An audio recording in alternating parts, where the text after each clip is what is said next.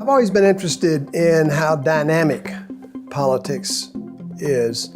A lot of our approaches to politics are more static. That is, it takes some major change in elections to bring about big changes in policy. Well, I never saw that. I saw a lot of changes that happened in policies that were disconnected from things like elections.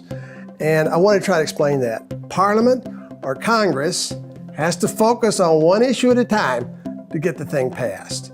And as a consequence, out there beyond formal government, there's a battle for attention. Pay attention to me, pay attention to me, pay attention to me. I got the most important problem here. Then you've got a selectivity in that attention. It's organizational, it's political, it makes a difference. Collective attention allocation in a social system is critical for the politics in that system. The basic idea of what we call the Policy Agendas Project is this consistent measures of policies, by which we mean problems that the system faces. The Policy Agendas Project started from these ideas that Frank Baumgarten and I had. We were at Texas A&M University at the time when we started this, and we put to work a bunch of graduate students collecting and coding information, in particular on congressional hearings. We have the best data series still on congressional hearings in the world. We are the gold standard. At the University of Washington, when I moved there, I worked with John Wilkerson to develop this further and develop a website for the delivery of these data sets so the policy community and the research community could use these time series data. Interestingly enough, when I was there, I met a young man from Aarhus University, Christopher Green Peterson, who came to me and he learned about the project, and he said, Bryan, I'd like to try to start one of these projects in Denmark.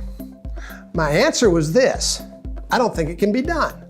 So we went over back to Denmark, to Aarhus, and set up a project in Denmark. And it was amazing how well it worked. Things fit very, very well. The same problems that America faced as a capitalist and democratic nation, Denmark faced is similarly structured. And so we ended up with about, right now, 14 or 15 different countries have the same measurement system as the United States and Denmark. The more we can compare, the more we'll know about how modern democracies face the problems they have. So I like the ambiguity of it. I like the fact that so many questions in social science are not settled. The nature of the problems we have to face and try to solve, that's fun. I tell my students this: I said, if you work with me and you're not confused at least one time in a terrible sense, I haven't done my job, because you're working on something that's too easy.